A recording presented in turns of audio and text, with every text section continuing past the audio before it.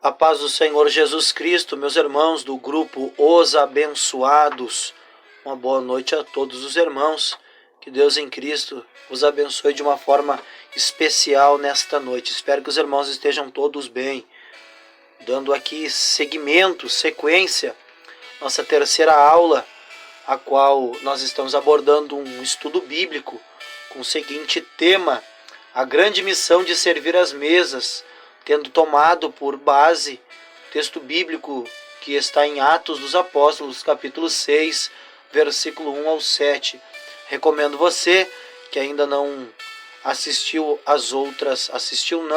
ouviu, melhor dizendo, as outras aulas, eu recomendo que você se inteire do conteúdo. Aí você pode estar absorvendo com maior grandeza o alimento espiritual da parte de Deus. Então, na primeira aula foi uma aula mais introdutória acerca da grande responsabilidade de servir um alimento com qualidade, um alimento que alimente as pessoas literalmente, que façam que as pessoas cresçam espiritualmente, sejam alcançadas e uma infinidade de coisas boas através de alguém que sirva um alimento de qualidade. Nossa segunda aula foi acerca da primeira característica que alguém que precisa ter para servir às mesas, que é boa reputação. Falamos sobre isso ontem. E hoje nós estaremos abordando a segunda característica que alguém precisa ter para servir às mesas do Senhor, para alimentar as massas. A segunda característica que nós vamos falar, ela se encontra ali também, no versículo 3 do capítulo 6 de Atos, que nos diz assim, a segunda característica: cheios do Espírito Santo. Quando nós abordamos esse assunto, ontem nós demos uma pequena introdução, uma pequena adiantada do que é ser cheio do Espírito Santo. Eu pergunto aos irmãos, o que é ser cheio do Espírito Santo? É pular, é rodar, é falar em línguas estranhas toda hora, correr de um lado para o outro, profetizar, cantar cânticos espirituais, ter visões e tudo que abrange os dons espirituais no nosso meio pentecostal. O que é ser uma pessoa cheia do Espírito Santo? Será que somente isso nos caracteriza para ser um serviçal, para ser um servidor de mesa, para ser um garçom, me permita essa expressão, para ser alguém que serve as mesas, serve o coração das pessoas? Hoje ainda Deus estava ministrando no meu coração um exemplo muito, muito simples, mas eu valorizo aquilo que Deus me acrescenta, estas óticas que Deus assim nos abre, como se nós pegássemos a nossa família e levasse num restaurante, numa pizzaria, ou seja, qualquer lugar que se sirva um alimento físico, e ali nós estamos vendo o garçom passando por um lado para o outro, nós colocamos nele uma expectativa, porque ele está incumbido de nos servir algo que seja do agrado, algo que seja satisfatório, que nos alimente. Então nós, quando vamos a esses lugares, nós depositamos a confiança nesse garçom. Não é diferente quando nós vamos à igreja. Quando nós vamos à igreja ou quando pregamos, porque às vezes vamos na igreja e nós estamos deste lado, quando nós pregamos nós estamos do outro lado da moeda. Mas quando nós vamos à igreja para ouvir uma palavra, nós estamos depositando naquele irmão que vai pregar. Ou seja, a necessidade de sairmos da igreja alimentados. É claro que é o Espírito Santo que nos alimenta, mas o vaso ele precisa estar capacitado, meus irmãos. Como falei ontem, o Espírito Santo não é muleta para pregador e cantor preguiçoso, que não ora, que não lê Bíblia, que não jejua. E nós já falamos isso ontem. Então, quando eu vou à igreja, eu deposito a minha confiança, sabendo que o irmão está incumbido de trazer uma palavra e tem a responsabilidade de alimentar a igreja. E assim, quando eu prego, esta responsabilidade está sobre os meus ombros. Eu sou o garçom da noite. Deus, ele dá o alimento e nós somos os garçons que estamos ali para servir, para distribuir, para remanejar o alimento aos corações. Então, não se trata apenas de ser cheio do Espírito Santo nestas características que eu falei. Agora, nós vamos ver o que é realmente uma pessoa que é cheia do Espírito Santo. Uma pessoa que verdadeiramente ela tem o Espírito de Deus, ela é cheia do Espírito. E eu convido os irmãos a nós estarmos indo a carta de Paulo aos Gálatas. Carta de Paulo aos Gálatas, meus irmãos, no capítulo 5, a partir do versículo 22. Carta de Paulo aos Gálatas, no capítulo 5, versículo 22. Aqui. O que é ser uma pessoa cheia do Espírito Santo? É a pessoa que rende os frutos do Espírito. O fruto, na verdade, que está no singular. Mas como, Lucas, se está no singular e não no plural? Se são vários tipos de frutos. Porque assim como uma bergamota, ela é uma fruta só e tem os seus gomos. Assim é o Espírito Santo. Me permita essa forma alegórica de falar, como uma bergamota. É o Espírito Santo, mas tem vários gomos representando vários tipos de frutos. Então, mas o fruto do Espírito é, primeiro, amor. Segundo, gozo ou alegria. Terceiro, paz. Quarto, longanimidade. Quinto, benignidade. Sexto, bondade. Sétimo, fé. Oitavo, mansidão. Nono, temperança. Então, são 9 os dons. 9 dons.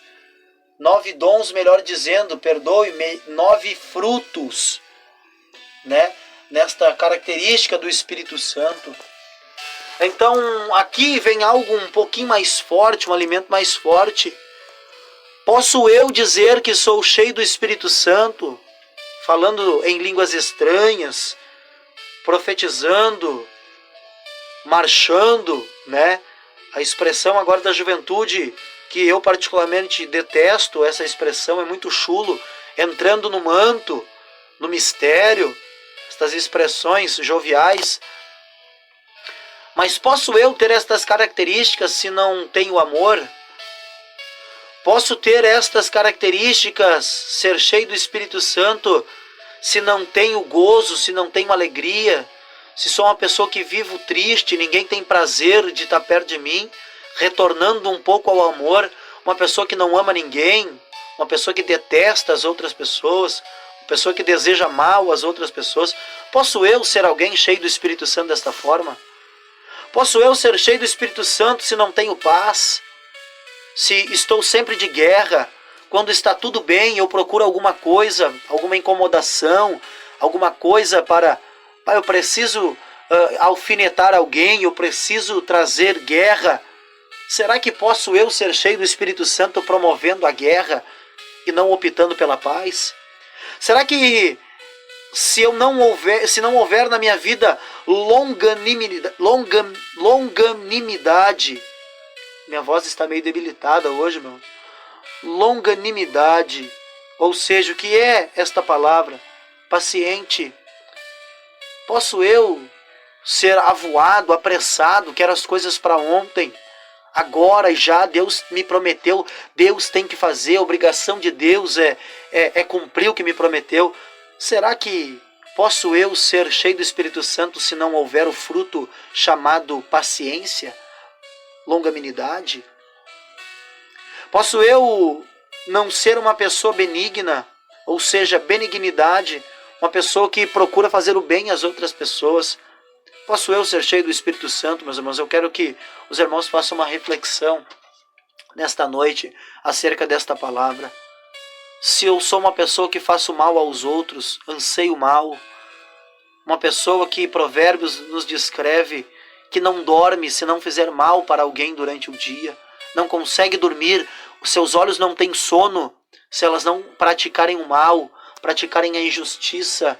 Será que o Espírito de Deus pode habitar sobre a minha vida? Será que eu estou capacitado para servir as mesas?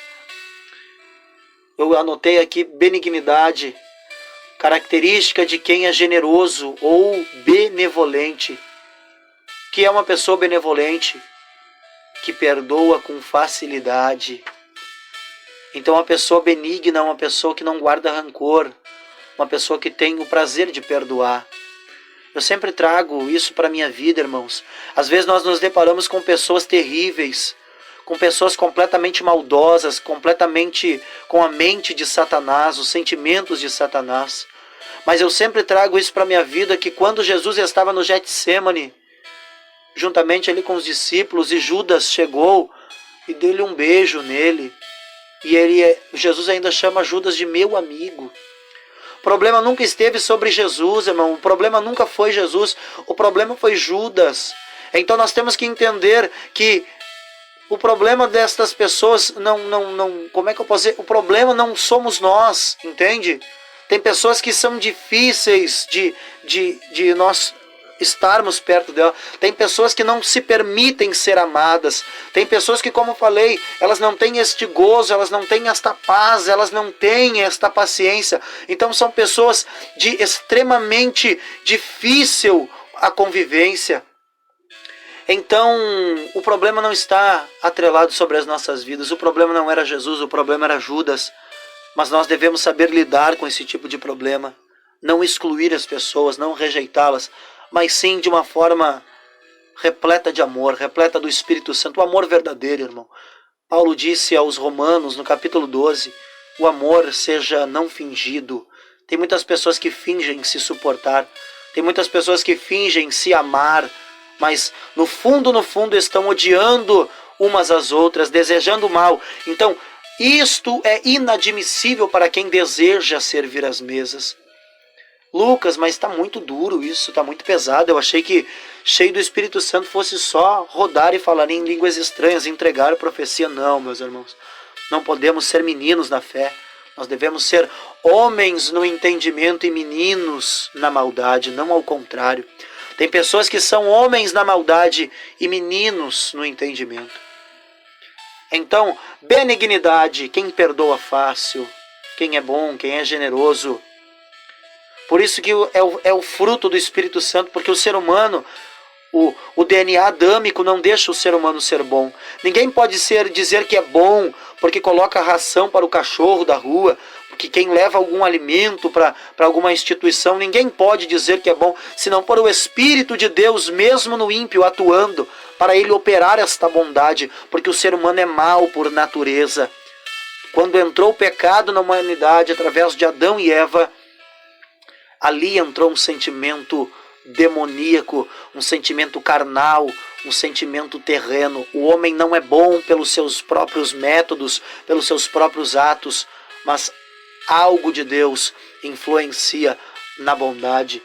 E este é o outro fruto, bondade, que também se caracteriza com benignidade. Uma pessoa bondosa, então, aparece duas vezes este tipo de fruto, nos alertando que precisamos praticar o bem. Bondade, alguém que pratica o bem sem interesse. Olha que interessante, eu notei aqui. Sem interesse de nada em troca.